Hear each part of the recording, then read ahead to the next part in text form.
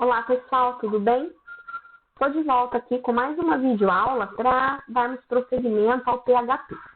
Então a gente viu aí a introdução ao PHP, como ele funciona, a gente já tinha visto um pouquinho lá nas nossas aulas presenciais, né? A questão de client-server, e a gente viu também algumas funções essenciais aí, né? Include, require, a parte de trabalho com cookies e sessions, a parte de get e post para ler dados de formulário, né? E logo a gente vai entrar na parte de banco de dados. Mas antes de falar sobre banco de dados, a gente precisa também conhecer algumas outras funções aí do PHP, tá? E eu vou mostrar aqui para vocês algumas funções relacionadas a string, tá? Então, nesse material que eu vou postar, para vocês, tem aqui quais são as funções que nós temos, né? Um resumão, que cada uma pode fazer, tá? Mas eu vou a partir do código, para a gente explorar isso via código, que fica uma coisa mais prática aí para vocês verem, tá? Então, eu vou startar aqui o meu champ.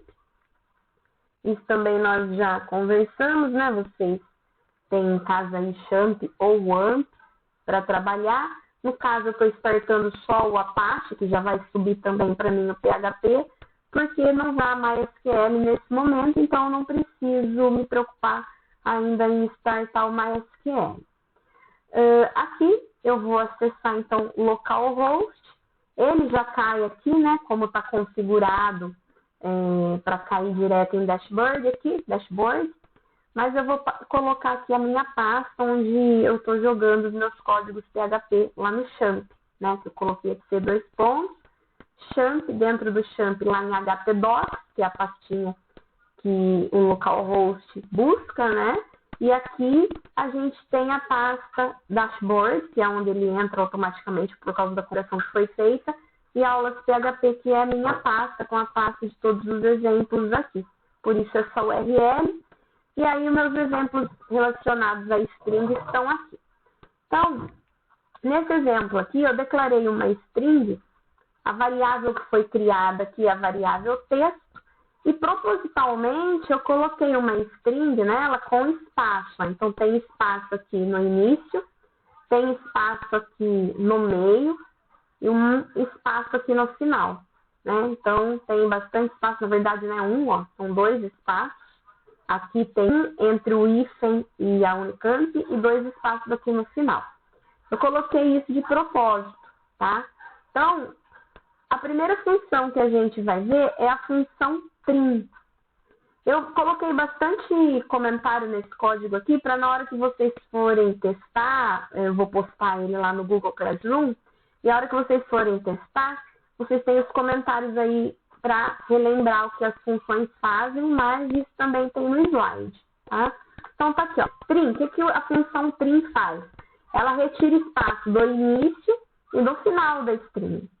Então, eu vou executar, né? Eu coloquei assim, ó, echo.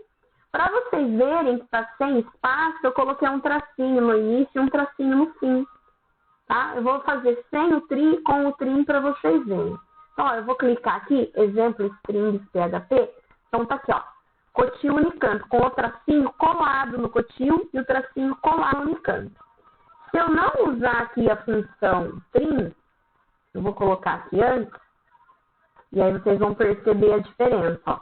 Se eu não colocar só a variável texto direto aqui, sem o trim, vocês vão ver que o espaço não foi retirado, ó, tá lá. O hífen, tem um espaço ali, cotil Unicamp, um espaço e um hífen. Então, o trim, ele tira esses espaços para a gente, tá? Então, isso tem utilidade em várias coisas, mas, por exemplo, vamos pegar um site com login e senha. Eu vou entrar aqui no meu, professora Simone, está mais fácil. Eu posso vir aqui e encher esse campo de espaço. Então, se eu tiver uma verificação lá, se o campo é vazio ou não, se eu fizer isso aqui, vai passar. Então, o que eu faço aqui? Eu tiro o espaço, né? Eu tiro o trim, e aí a variável que recebeu a minha string já aplicada a função trim, né? É nessa variável que eu vou fazer o if para ver se ela está vazia ou não. né? Porque assim não adianta o usuário querer aqui me enganar, que ele não vai passar no teste, porque eu estou verificando com o trim, tá? Então, se vocês olharem lá, o primeiro resultado aqui, então tá. Vamos salvar de novo aqui, atualizar. Então, esse cotil Unicamp foi aplicado. Então, o tracinho eu coloquei para vocês verem que o tracinho está encostado lá, então vocês percebem que o espaço foi retirado. L-trim é de left trim, então ele tira o espaço à esquerda, né? Então, a gente tem left trim e right trim, tá? Então, a gente vai testar aqui, ó, left trim, ó, tirou o espaço daqui. O right, aqui, ó, na direita continuou. R-trim, ó, tirou do final, tá? Aqui, inclusive, eu acabei de perceber que o comentário tá ao contrário, né? Ele tira espaços em branco. Left, não, tá certo. Left,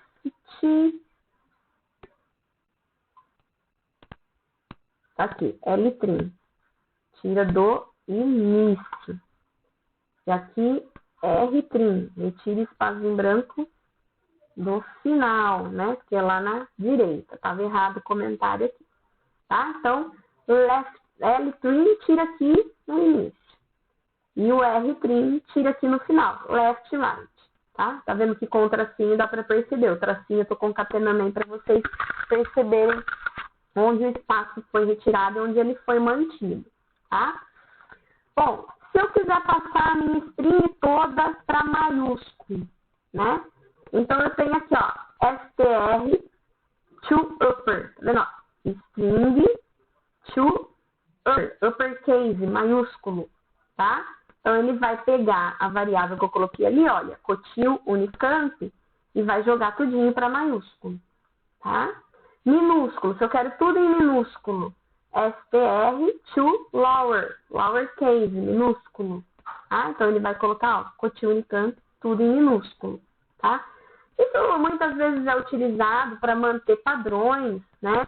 Então, vamos supor que um exemplo bem simples, bobo, assim, textos que um usuário vai digitar em algum campo na tela e você quer manter um padrão de sempre gravar tudo em minúsculo, exibir tudo em minúsculo, exibir tudo em maiúsculo ou gravar tudo em maiúsculo, né? Então, você pode usar isso tanto para fins de exibição, né? O usuário pode digitar do jeito que ele quiser e você trata isso, ou até para gravar em banco. Embora lá no SQL a gente também tenha comandos para fazer isso, jogar tudo maiúsculo, tudo para minúsculo, mas a gente pode também fazer direto no PHP, né? Então, pode ser tanto para fins de exibição, quanto para gravação, entre outras coisas onde a gente pode usar isso, tá? Primeira letra maiúscula, então, ó, UC first, né? Então, uppercase first, UC first, só a primeira letra maiúscula. Então, é esse daqui, ó, a primeira letra das palavras do texto. Então, se for uma string com 10 palavras, a primeira letra de cada uma das 10 vai ficar em maiúsculo, tá? Aí, aqui, os C-words, na verdade, é o contrário aqui, né? Ó, deixa eu mostrar para vocês aqui, str lower, tá aqui. Aqui, olha, a gente colocou cada palavra em maiúsculo, tá? Então, aqui é a primeira letra em maiúsculo, diferente de qual palavra seja. Aqui é primeiras letras maiúsculas em todas as palavras do texto, que é o que foi feito aqui, tá? str len é o length, né? É o tamanho da string. Então, aqui está dando 19 de 19 caracteres. Reversão da string, lembra lá em ED a dor de cabeça para ficar fazendo, né? Isso, né? Que era para vocês treinarem bastante a parte lógica. Então, tá aqui, ó, str have, para inverter a string.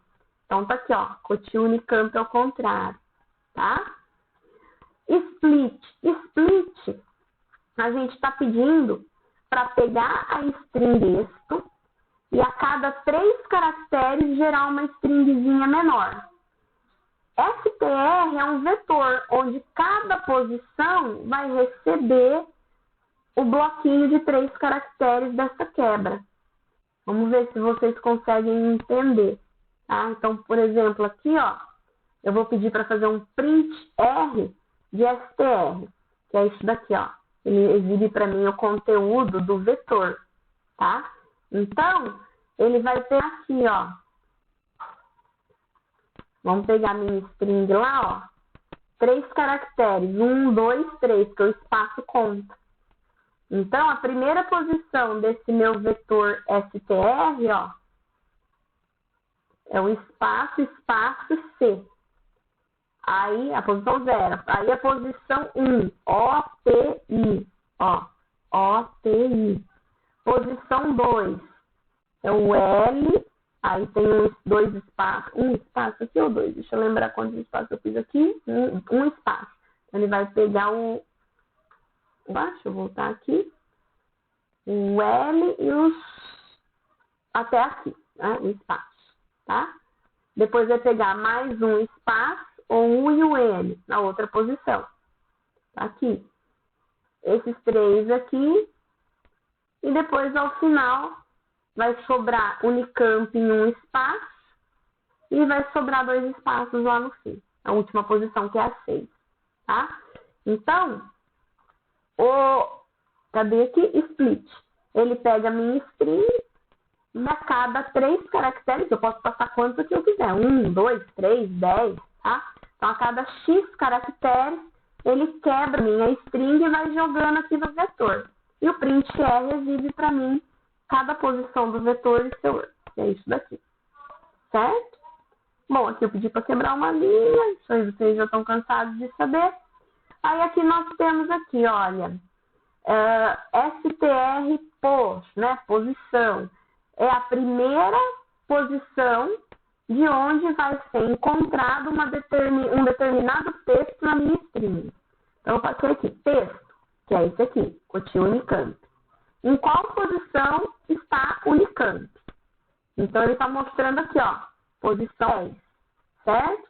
Então, vamos dar uma olhada lá, ó. Em qual posição começa a Unicamp, ó? 0, 1, 2, 3, 4, 5, 6, 7, 8, 9, 10. Certinho, tá? Então, str pos, ele mostra, perdi aqui o código aqui, onde está começando esse texto dentro dessa string, tá? Bom, depois aqui eu declarei uma string chamada e-mail, coloquei um e-mail aqui, né?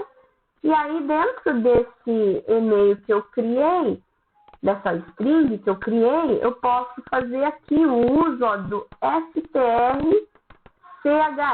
né? O strchar, né?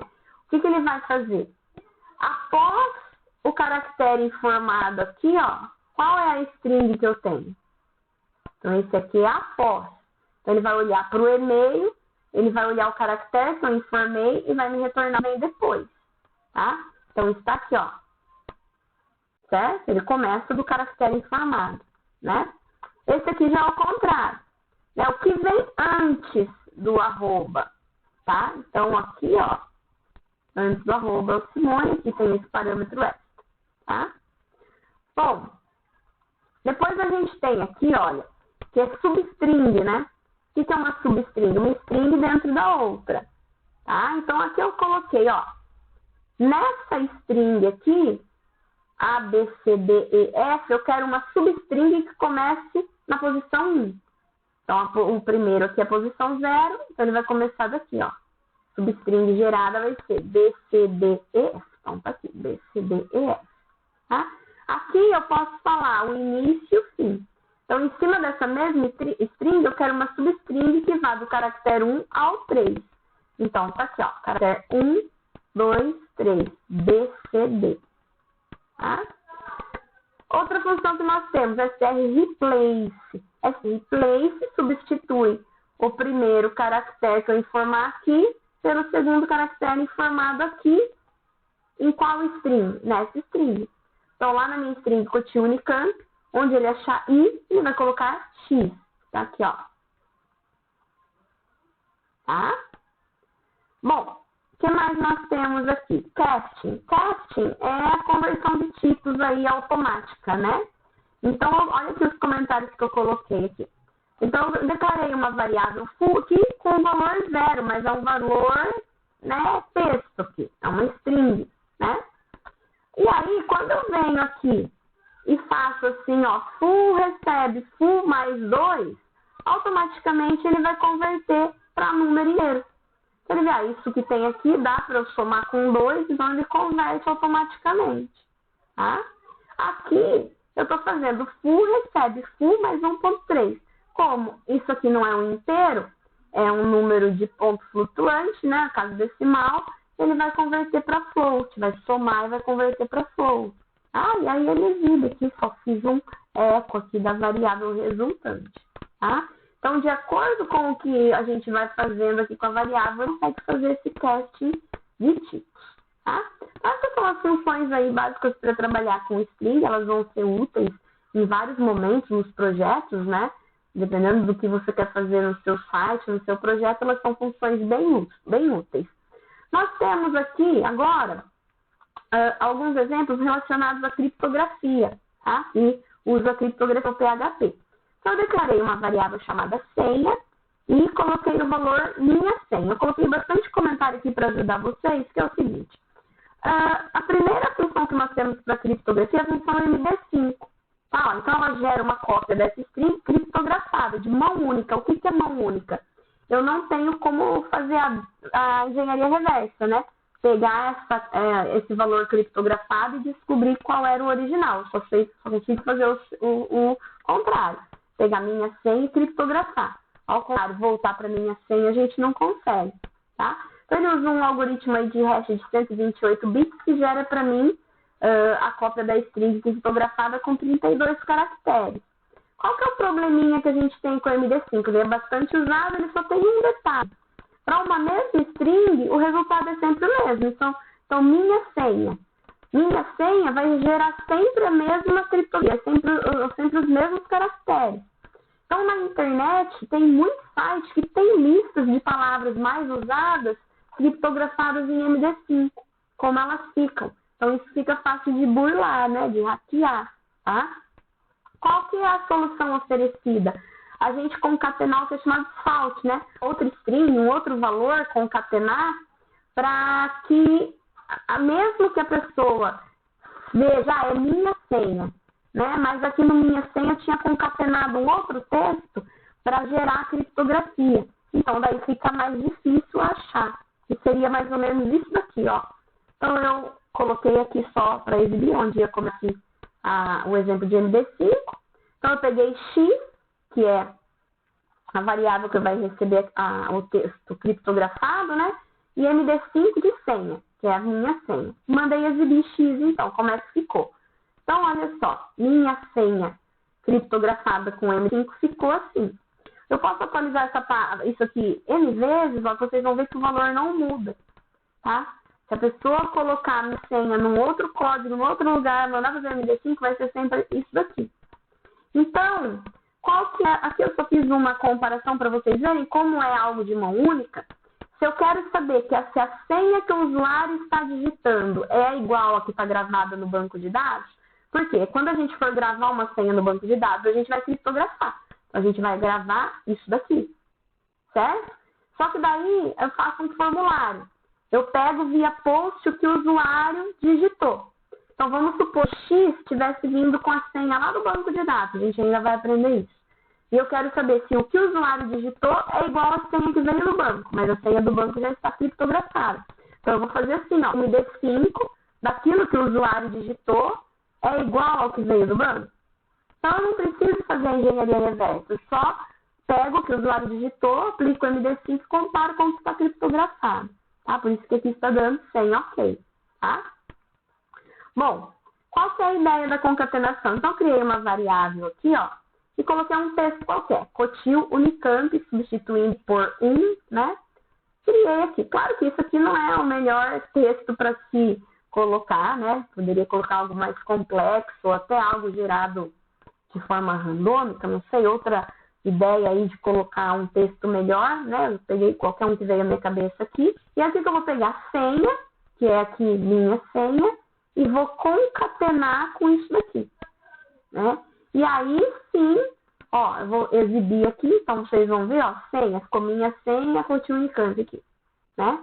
Aí é essa senha que o usuário informou concatenado a isso que eu vou aplicar o MD5. Tá vendo? Então, senha é a minha senha concatenado com esse texto, né? Aí eu apliquei o MD5. Então, já fica um pouco mais difícil de saber, né, qual que é a minha senha usando esses bancos de dados que ficam aí na internet com as palavras mais comuns. Posso determinar um texto aqui mais difícil de adivinhar e concatenar essa senha e aí aplicar o MD5, tá bom? Então, é uma forma de torná-lo um pouco mais seguro. Depois a gente tem o SH1, também é a mesma coisa aí do MD5, a única diferença, ó, o MD5 trabalha aqui 128 bits, gerando 32 critérios aqui, né, ó. E o SH1 é 160 bits, gera 40 caracteres, tá? Pode usar a mesma ideia de gerar o salt, né, o método para concatenar, o restante aqui, tudo igual, tá? Aqui eu só não fiz o teste colocando a concatenação aqui, se falar no MD5 já dá para entender, tá? Então, não repetir aqui, mas pode seguir a mesma ideia. Então, aqui, ó, usando SH1, a senha um pouquinho maior, a criptografia um pouquinho maior, sem aquele aqui que eu fiz o teste para ver se bate. Então, também é uma criptografia de mão única, tá? Aí nós temos o crypt, tá? Que também gera uma cópia criptografada, o crypt. Eu vou entrar aqui para vocês no manual do PHP, porque o que acontece? Ele vai usar o algoritmo de encriptação, eu coloquei aqui, ó, Unix Standard DS-Based, né? Ou algoritmos que estejam disponíveis no sistema operacional de onde seu site vai ser executado, lá no servidor onde ele vai ser executado, né? Então, aqui, olha, crypt, senha, né, igualzinho os outros algoritmos ali que nós usamos. Se eu deixar aqui vazio, ele não vai usar um salt que eu colocar. Ele vai usar um salt randômico gerado pelo próprio PHP cada vez que se chama essa função crypt. Tá? Deixei isso no comentário para vocês. Outra possibilidade é que eu possa informar aqui, então, aquele COTI Unicamp, por exemplo. Tá? Então, olha, se eu informar aqui o COTI Unicamp, vocês vão ver aqui embaixo, ó, que mesmo atualizando a página não muda, né? Ficou sempre a mesma coisa, a criptografia, né? Quando eu informo ali em cima vazio aqui, cada vez o salt é um valor bônico fornecido pelo PHP, como eu falei para vocês. Então, se eu atualizar a página, olha lá, ó, aqui embaixo, ó, presta atenção aqui, ó. Cada hora ele gera uma nova criptografia, né? Porque o salt aqui, que ele está concatenando, é outro, tá? E aí a gente faz o mesmo esquema aqui, né? Para ver se a senha está ok ou não. Nesse caso ele não está entrando, porque como eu estou usando aqui o vazio, até aqui quando ele vai gerar, para comparar, ele está gerando outro salt, né? Então não vai bater nunca. Eu tenho que colocar esse daqui para a senha bater, tá certo? Então, essas são as criptografias de mão única. Claro que tem mais coisas, mas isso aqui é o mais usado, o essencial para vocês terem uma ideia. Coloquei um exemplo também da função base 64. Coloquei o comentário aqui, né? Ó, que o base 64 é um método para codificação dos dados para transferir na internet. Quando você vai mandar dados, né, do seu servidor para um outro, né, fazer um envio de dados, não é algo que você está usando só ali localmente no seu servidor, essa criptografia, isso vai trafegar, né? Aí você vai precisar de uma criptografia de mão dupla, né? Ou seja, que você consegue descriptografar. Então aqui tá, ó, string. O rato roeu, aqui o roeu aqui tá estranho, né? Roeu. O rato roeu a roupa do rei de Roma, é a minha string. Aí, codificada aqui, vem, ó, base 64 encode, string. Então, vocês vão ver aqui como resultado, olha, só eu entrar nesse exemplo aqui, ó. Tá aqui, ó, resultado da codificação base 64. Tá aqui, ó, o resultado, tá? E se eu quero voltar? Então, eu vou fazer, ó, original. É o base 64 decode. Então, eu vou pegar essa string aqui, ó, e vou passar como parâmetro. E aí, ele vai decodificar para mim e vai retornar isso aqui. O rato, o rei, a roupa do rei de Roma. Acho que eu não salvei aqui, depois mudei, né? Ó. Tá lá, roeu. Tá certo? Então, ó, se você prestar atenção lá, a original vai ser idêntica à string, né? Então, isso daqui é importante aí para vocês usarem quando vocês querem fazer a codificação e a decodificação. Tá joia? Então, essas são aí as funções essenciais que eu queria mostrar para vocês em string, né? Para string, lidar com string, para vocês usarem aí nos trabalhos de vocês, tá bom? Qualquer dúvida, me chamem lá no Classroom. Até